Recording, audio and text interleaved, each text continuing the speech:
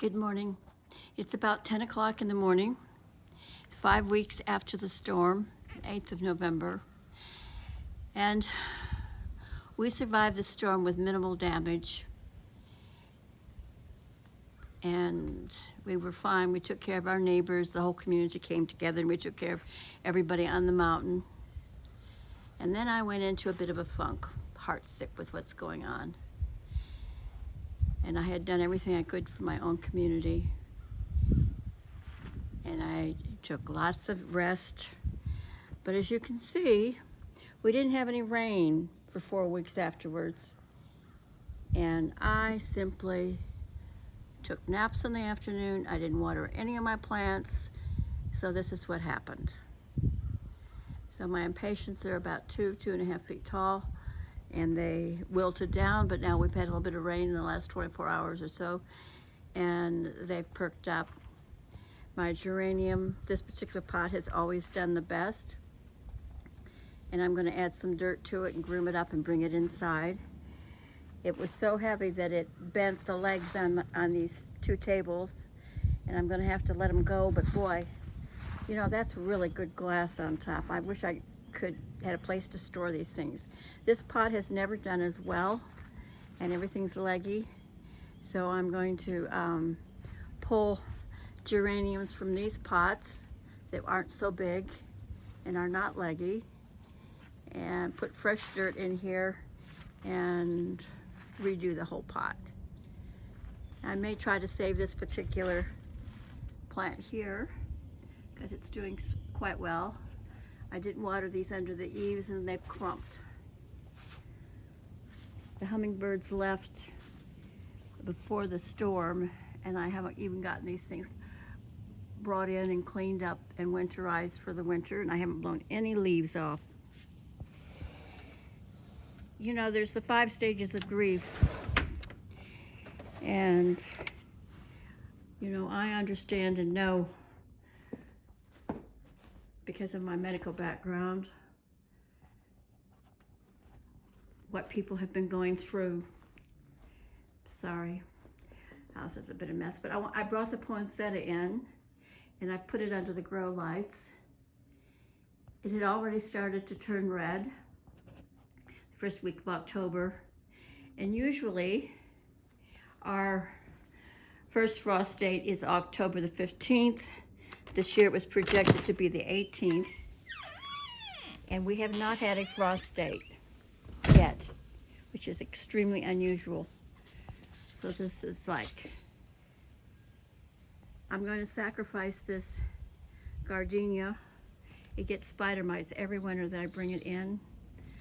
Maybe we'll plant it in the ground. I don't think you'll survive. And these poor impatiens have wilted because I didn't water anything. And I bought these before the storm. These are my violas that I'm going to plant with these ornamental kale on the balcony. I am not going to do as much this year. As I said, I'm going through a grieving process, and on one level, I really don't give a damn. I brought this in when I thought it was going to be cold. This has survived, and I'm so pleased. I really love these leaves. This is called a Syngonium coral. Okay, we got 32 inches of rain from Monday through the storm on Saturday afternoon. This particular what is this called? A hardy. It had died back to nothing, and then it started growing on its own again. So I'm going to keep this watered, and we'll see about bringing it in for the winter time. This got damaged and leggy, and these are the healthy leaves left. I don't know what I'm going to do with that. It's all spindly and long, but look at it starting to grow some new. So maybe we'll make it an ornamental thing. So let's look here. Lots of leaves. The lawn has been mowed once that got up leaves, and something has gotten into the water feature. I haven't put the new fountain on yet, and disturbed those what do you call it, dry stack in the center there. And that's so that if an animal falls in or a bird falls in, they can get out. Now, what is this pink stuff growing up here? Pink flower. I don't remember planting that, or I don't know what it is. I know this pink impatient is a double pink from Proven Winners. Well, look at that. Is that pretty? Oh. Okay, the name escapes me at the moment. So you can see our hostas. They know it's fall, and it got down to 34 for 2 nights in a row about 2 weeks ago. So the hostas are wilting. We don't usually cut them back. I know Laura likes to cut hers back.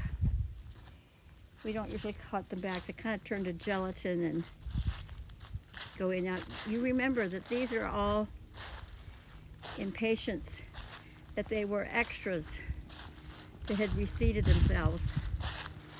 And I send out this, but this whole bed here was self-seeding. And so most of the coleus have kind of wilted because of the cold. I'm letting them go to seed. We'll see if they come back in the spring. We had some that did come back. Oh my God, would you look at that? All that up there in the back, that's all self-seeding from this year. Oh, this is like new plants that I love so much. And it comes back on its own. And it grew up taller. It will die back to the ground and then come back. And it was about 1.5 feet when I bought it. And this year it's good 3.5, almost 4 feet tall. It's almost as tall as I am. Oh, isn't that fun? So we have azaleas that are blooming. Aren't they pretty? So all of the hostas that I planted up here, that I send out and transplant from the drive, they're doing just fine. Just fine. They'll die back. Oh, those impatiens there are reseeded themselves, travelers. Well, let's go up and look at the no-no garden. Oh dear, where am I going to walk?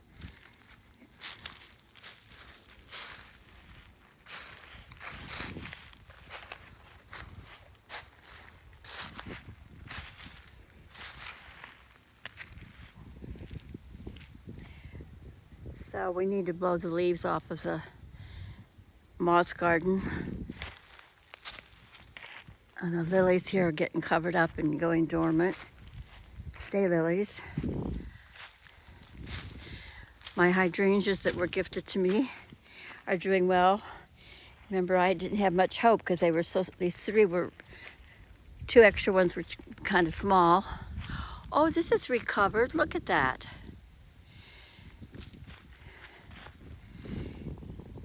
It was so weighted down with the rain on the blossoms that I really need to kind of support it a little bit because the blossoms hold so much water. Okay, here we go. So this is a no-no garden. And this is the hibiscus. You can see the deer come through and eat the blossoms. And here, this one is more vulnerable for some reason or other, and all the leaves have turned brown. They will die back. I can prune them back if I like, and they'll come back in the spring. But they come back so late, you think they've died. Oh, something's been. Oh, we have a celosia here. Isn't that beautiful foliage? I think those reseeded themselves as well. Now, take a look at that. Everything you see there is these self-seeded, and the seeds spread. They spread from up here, down there, And then they just kept making seeds, and look at how beautiful that blanket of color is. This is not me. I didn't do this.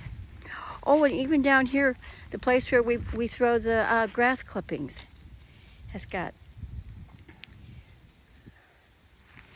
oh, isn't that magnificent? You know, before we had that, I don't know, 10, 20 years ago, when we had that disease that came through and killed all of the impatiens, and then they got strong again, and they spread themselves all over the place. I visited my brother one year, probably 3 decades ago, and they had spread throughout all the garden onto the grass even. Now see, there's a creature that's come through here and dug holes and looking for grubs or roots, tasty roots of plants. It's probably the bear. That's a big enough hole.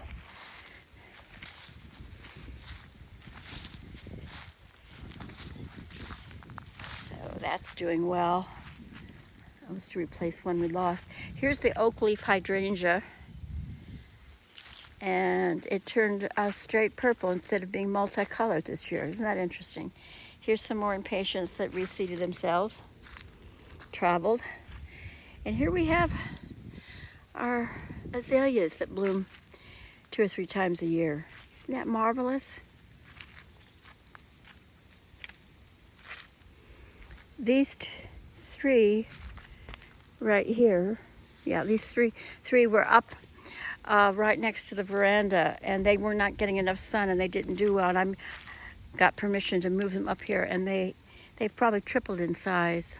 So you see this whole hosta garden here that's usually solid, it's already wilted and died back for 95, 98%. That is gone. Oh, there's another one. Look at all of the impatiens. So impatiens, I have to tell you, they're one of my favorite plants because they're so hardy, and you'd never guess that they're that hardy, because you look at how delicate their leaves are and how kind of watery. They're not woody stems at all, and they'll wilt down during the day and get as soon as the sun stops shining on them, and they get a little bit of water, they stand right back up. They can droop over 30% and they'll come right back. And we've let our coleus go to seed this year to see how much will come back next year. We'll see what happens with that. Because we had hardy geraniums grow up here in the midst of all of the evergreen that's here on the corner. There's another impatient. Okay, so this is 4 to 6 weeks in which I have been not myself, and I have extra coral bells to plant here to fill in some empty spots. So I need to blow the leaves away so I can see where to plant them, and then it's okay. Now these last all winter long. They don't drop much in the way of leaves. My brother's looks like he moved that pot a little bit. Wonder what he's trying to do with that. And of course this is, I never got that in the ground. It looks, it says hydrangea. I've got 3 planted in there that are doing all right. They haven't really bloomed much yet. I cut them back too hard the first year. Look at the big leaves on these.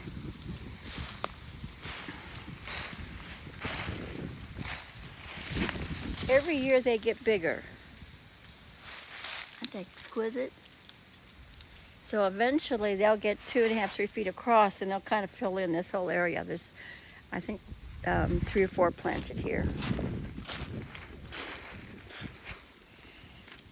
Well, I just want to share with you how the garden looked 5 weeks after the storm. We have not had a frost. We're into starting the second week of November, which is quite extraordinary. We have had snow in November, and it'll be pretty temperate again until. Okay, if I had the will, I'd love to take some cuttings of this so that I have something for next year. This one's so pretty. The chicken gizzard has done great. Remember when I took all those cuttings, I had 2 flats of cuttings. I never got them in the ground, and they grew up about 12 inches. And my brothers put them in the greenhouse, and maybe they'll stay kind of dormant, and we can plant them next year. I'll have enough for a mass planting if they do all right. Wow, isn't that something? Let's check this one out. And my brother hasn't taken this into the greenhouse, and he may not. Although I deliberately put it in, put a pot inside of a pot so it'd be easy to move if you wanted to. Well, isn't that fun? Oh my goodness, is there a blossom? The plants are a little bit confused this year. But you look at that. Some of the things are blooming twice. That don't normally, that normally bloom in the spring. They're blooming again this fall. Very interesting. So my brother has already taken in the hanging baskets that I had on the rails here. And they were full of New Guinea impatiens. They were the most incredible red New Guinea impatiens, and I had a good trailer in there too. I think I had variegated Wandering Jew. Anyway, well, just wanted to share with you that we haven't had a frost yet, and I clearly need to get busy with the balcony, because I am going to invest in that. I have guests coming again in 3 weeks, and I'd like to at least have the geraniums in the house. I'm going to talk to my brother about maybe planting this or putting it in the greenhouse. Well, it's a pleasure. Thank you for sharing with me. It's a beautiful day. Clear skies. Would you look at that? Clear skies. Clear skies. And it's about 74 degrees outside. The middle of November, and usually our growing season's only about 6 months. Well, I know that Laura in eastern Oregon in high desert, surrounded by mountains, is getting a hard freeze the last day or two, and it's late for her as well. So if she's getting a hard freeze, the weather's going to be moving east. So I expect we'll have something here soon. Thank you for sharing. It's a pleasure. Oh, things are falling from the trees. Have a good day.